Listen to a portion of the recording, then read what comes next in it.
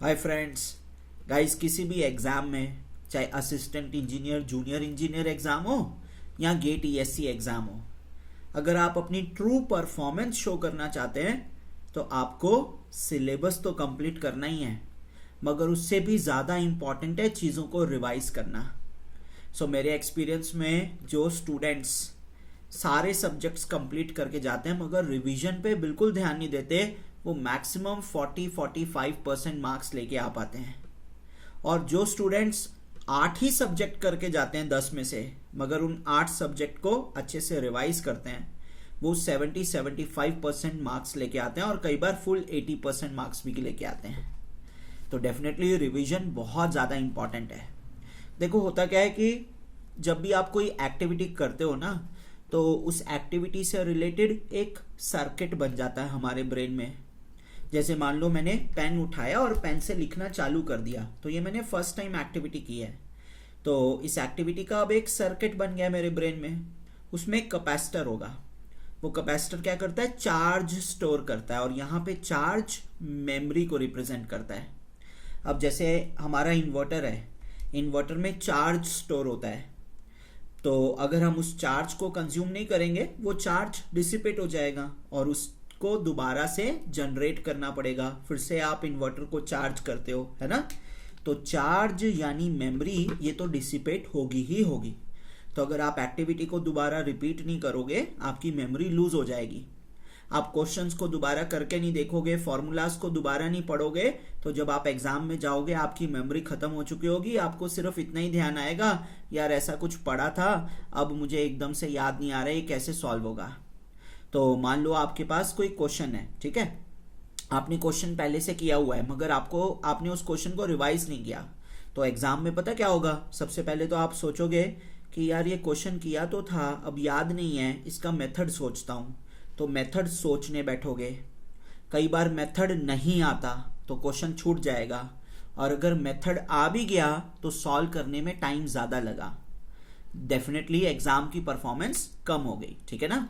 तो इसलिए रिवाइज करना ज़रूरी है, ताकि एग्जाम में आपको पहले से क्वेश्चन आते हो कि यार ये सारा क्वेश्चन मुझे आता है, ये तो मैंने ऐसे कर रखा है और ये इसका मेथड है। अब कितनी बार रिवाइज करना है ताकि आपकी मेमोरी बहुत ज़्यादा स्ट्रांग रहे? देखो, एक छोटी सी स्टोरी है। तो कोविड से पहले मैं क्या करता था, मैं दिल्ली, बैंगलोर, बॉम्बे, सॉरी नॉट बॉम्बे, मगर मैसूर, कोयम्बटूर, ऐसे बहुत सारे शहर हैं, वहाँ पे कंटिन्यूसली क्लासेस लेने जाता था हर हफ्ते। जब मैं पहली बार कोयम्बटूर गया था, आज से 5-6 साल पहले, उस टाइम पे ना मेरे फ़ोन में ये गूगल मैप्स नहीं था, शायद उस दिन कुछ गड़बड़ थी उस टाइम। तो मेरे को संडे को क्लास ख़त्म करके रात को बैंगलोर वापस आने के लिए बस पकड़नी थी। तो मेरे होटल का नाम था ब्लू स्टार और बस स्टैंड का नाम था ओमनी बस स्टैंड। बीच में 1-1.25 किलोमीटर का गैप था। तो मैंने वैसे ही होटल वाले से पूछ लिया कि सर कैसे जाऊं, आप बताओ, ऑटो करके जाऊं या पैदल चला जाऊं? तो वो बोला कि सर बहुत पास है, बाज़ार से होते हुए जाओगे, पैदल ही चले जाओ। तो मैं फर्स्ट टाइम गया, और फर्स्ट टाइम मुझे रास्ता पूछ पूछ के जाना पड़ा, तो मुझे 40 मिनट्स लगे सिर्फ 1 किलोमीटर कवर करने के लिए। अब नेक्स्ट टाइम मैं फिर से गया। नेक्स्ट टाइम मुझे थोड़ी बहुत लेफ्ट राइट डायरेक्शन याद थी, मगर अभी भी लोगों से हेल्प लेना पड़ा। अब 40 की बजाय 30 मिनट्स लगे, क्योंकि मुझे थोड़ा रास्ता याद है। अब मैं थर्ड टाइम गया, तो थर्ड टाइम मेरे को ऑलमोस्ट सारा रास्ता याद था, तो मैं 30 मिनट्स की बजाय 25 मिनट्स में पहुंच गया। ऐसे ही चौथी बार गया। अब जब चौथी बार गया ना, तो मुझे रास्ता तो पूरा याद था, टाइम तो मुझे 25 मिनट्स लगे, मगर मैंने ना ये भी चेकआउट कर लिया यहाँ पे जलेबी की दुकान है, और ये भी चेकआउट कर लिया कि यार मैं आगे जाके ना लेफ्ट लेता हूँ, और यहाँ पे एक शॉर्टकट दिखाई दे रहा है 45 डिग्री एंगल पे, मोस्ट प्रोबेबली ये ओमनी बस स्टैंड की तरफ ले जाएगा। तो नेक्स्ट टाइम क्या करना है, 5वीं बार क्या करना है, ये शॉर्टकट भी ट्राई करना है और जलेबी भी ले लेनी है। आप समझ रहे हैं? तो एक एक्टिविटी को बार बार रिपीट कर रहा हूं। पहले तो मुझे वो डायरेक्शंस याद हो रही हैं, मेरी एक्यूरेसी बढ़ रही है, फिर मुझे टाइम कम लग रहा है, मेरी स्पीड भी बढ़ रही है, और मैं एडिशनल फीचर्स भी देखता जा रहा हूं, और भी पिक्यूलियर बातें देखता जा रहा हूं। तो जैसे आप क्वेश्चन को बार बार सॉल्व करके देखते हैं ना, तो आपके दिमाग में आता है यार ऐसा फॉर्मूला तो दूसरे सब्जेक्ट में भी था, यार इस क्वेश्चन में मैंने ये पॉइंट निकाला, मैं तो आगे ये वाला पॉइंट भी निकाल सकता हूँ। यार इस क्वेश्चन की स्टेटमेंट को थोड़ा सा चेंज करूंगा तो मेरा आंसर चेंज हो जाएगा। तो इस तरह की पिक्यूलियर बातें भी पता लगती हैं, और यस लास्ट में शॉर्टकट्स भी पता लग जाते हैं। तो आपको हर सब्जेक्ट को 5 बार, हर टॉपिक को 5 बार रिवाइज करना है। अब ये रिवीजन कैसे करनी चाहिए, कब कब करनी चाहिए? देखो आज आपने एक टॉपिक पढ़ा, तो ये आपकी रिस्पॉन्सिबिलिटी है आज सोने से पहले इसी टॉपिक को रिवाइज करना ही करना है, क्योंकि आज ये टॉपिक फ्रेश है ना। तो वो जो मेमोरी बनी है एकदम से बूस्टअप हो जाएगी।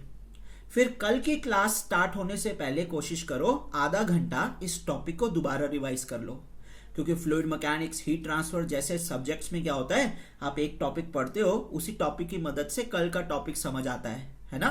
तो अगर एक बार दोबारा से रिवाइज कर लोगे तो कल की क्लास में भी अच्छा लगेगा। सो एक टॉपिक 2 बार रिवाइज हो चुका है। अब जब पूरा चैप्टर कंप्लीट हो जाए तो फिर से पूरा चैप्टर रिवाइज कर लो, ताकि आने वाले चैप्टर्स में भी हेल्पफुल हो और मेमोरी भी स्ट्रांग होती जा रही है। और फिर जब पूरा सब्जेक्ट रिवाइज हो जाए तो पूरा सब्जेक्ट रिवाइज कर लो। तो एक टॉपिक 4 बार रिवाइज हो चुका है। फिर जैसे 2-2.5 महीने का गैप हो जाए ना, सब्जेक्ट को फिर से पिकअप करो और फिर से रिवीजन करो। तो आपको हर सब्जेक्ट को कम से कम, हर टॉपिक को कम से कम 5 बार रिवाइज करना है, हर टॉपिक को। तब जाके आपकी परफॉर्मेंस इतनी अच्छी आएगी कि आपको शॉर्टकट्स भी पता होंगे। और एक छोटा सा टिप और है, तो टिप्स तो वैसे बहुत सारे हैं मगर वीडियो भी लंबा बनेगा और मैं आप पे भी प्रेशर नहीं डालना चाहता, ठीक है, क्योंकि आज आपको पढ़ाई भी करनी है, क्वेश्चन भी सॉल्व करने हैं। अच्छा, एक लास्ट पॉइंट और जो मैं भूल गया, मैं बताने वाला था। हाँ, खासकर जो बच्चे ट्रैवल करते हैं कॉलेज के लिए या जॉब के लिए, और वो ट्रैवल करते हैं पब्लिक ट्रांसपोर्ट से, बस और ट्रेन में। तो जब आप बस में बैठे हो, ट्रेन में बैठे हो, है ना, ऐसे ही आप टाइम एक तरह से बाहर देख रहे हो या लोगों को देख रहे हो, उस टाइम पे ना अगर आप थोड़ा सोचते हो कि मैंने कल क्या पढ़ा था, उसमें क्या क्या फॉर्मूलेज आए थे, बिना कॉपी के, बिना नोट्स के भी अगर सोचते हो, तो ना ऐसा करने से, अब मान लो मैं ऐसा रोज करने लग गया हूँ। सुबह भी जब ट्रैवल कर रहा हूँ और शाम को भी जब ट्रैवल कर रहा हूँ, मैं सोच रहा हूँ कि मैंने कल क्या किया था, आज क्या काम किया है, क्या क्या फॉर्मूलेज पढ़े हैं, क्वेश्चन कौन सा था, कैसे सॉल्व हुआ था। आप ना अपने ब्रेन को प्रोग्राम कर रहे हो चीज़ों को अपने आप रिवाइज करने के लिए। तो जैसे आप ये 10-15 दिन कंटिन्यू करोगे ना इस एक्टिविटी को, एक तो आप खुद से रिवाइज करने लग जाया करोगे विदाउट नोट्स, और अगर खुद से रिवाइज कर रहे हो विदाउट नोट्स तो इसका मतलब आपकी मेमोरी और भी ज़्यादा शार्प हो रही है। तो ये ना आप थोड़ी एक्टिविटी करो कि ट्रैवल करते टाइम रिवाइज करो, खुद से ड्राइव करते टाइम नहीं। खुद से ड्राइव कर रहे हो तो सिर्फ ड्राइविंग पे ध्यान, एक्सीडेंट हो सकता है, बहुत दिक्कत आ जाएगी। पब्लिक ट्रांसपोर्ट यूज कर रहे हो तो एक तो इससे आपका रिवीजन होगा, आपका मेमोरी स्ट्रांग होगा, और दूसरी बात, जब हम रिवाइज करते हैं ना, हमें एक फीलिंग आती है कि यार ये तो मुझे आता है, और जैसे ये फीलिंग आती है ना ये तो मुझे आता है, तो हमारे रोंगटे खड़े हो जाते हैं, गूज बम्प्स आ जाते हैं, और बॉडी एक तरह से इलेक्ट्रीफाइड हो जाती है।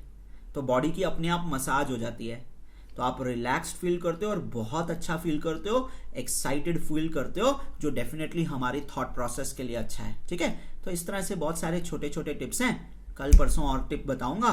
सॉरी थोड़ा सा लेट हो गया, कल वीडियो नहीं डाल पाया, आज भेज रहा हूँ, ठीक है। वेट करो, कुछ और टिप्स भी देंगे, क्वेश्चंस भी कराते जाएंगे, प्रीवियस ईयर क्वेश्चन भी कराएंगे, जॉब नोटिफिकेशन भी डालेंगे, थोड़ा सा वेट करो, ठीक है। Thank you, see you, bye bye.